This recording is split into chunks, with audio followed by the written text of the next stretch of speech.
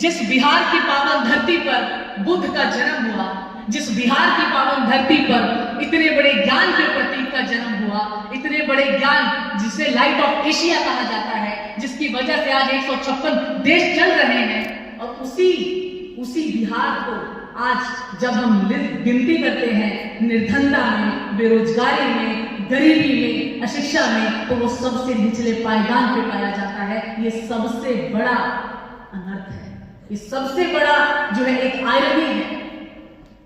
कितनी बड़ी आयरनी है। कब जागेंगे हम लोग, कब हम इस एकता को समझेंगे? जब बाबा साहब आपको पुकार रहे थे कि आइए अपने अछूत भाई बहनों का साथ दीजिए, तो आप लोगों ने क्यों साथ नहीं दिया?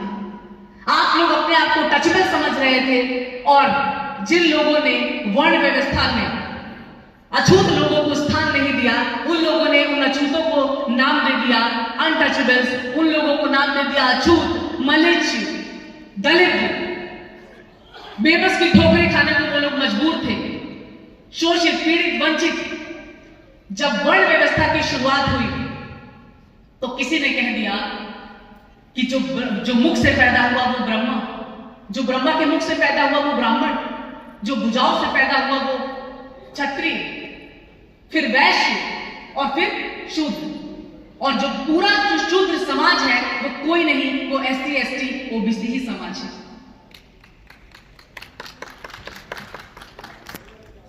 साथियों, आज मैं आप लोगों से पूछना चाहती हूं कि क्यों नहीं आप लोग के अंदर की अंतरात्मा के अंदर ये दर्द पैदा होता है जब रोड पर एक मुस्लिम भाई को गोली मार दी जाती है, या एक दलित मूक बधिर लड़की के साथ सामूहिक बलात्कार होता है, या फिर एक शूद्र के साथ एक शूद्र की जीभ काट दी जाती है, या शीशा कान में जाकर डाल दिया जाता है, बसों के अंदर बहन बेटियों के साथ छेड़खानी होती है, तो हम लोग मूक दर्शक बैठ करके तमाशा देखते हैं। क्यों? क्योंकि हमको जातियों में बांट दिया गया है, हमको 6743 जातियों में बांट दिया गया पूरे बहुजन समाज को, और हमको लगता है कि फलाने जाति से है, फलाने समाज से है, और हम इस समाज से हैं, हम अपने आप को ऊंचा समझने लगते हैं। अरे सबसे ऊंची इंसानियत है। बुद्ध ने कहा, हमारे संविधान में समझाया कि सबसे ऊंचा धर्म, सबसे ऊंची जो जाति है वो इंसानियत है। आज एक सांसद का घर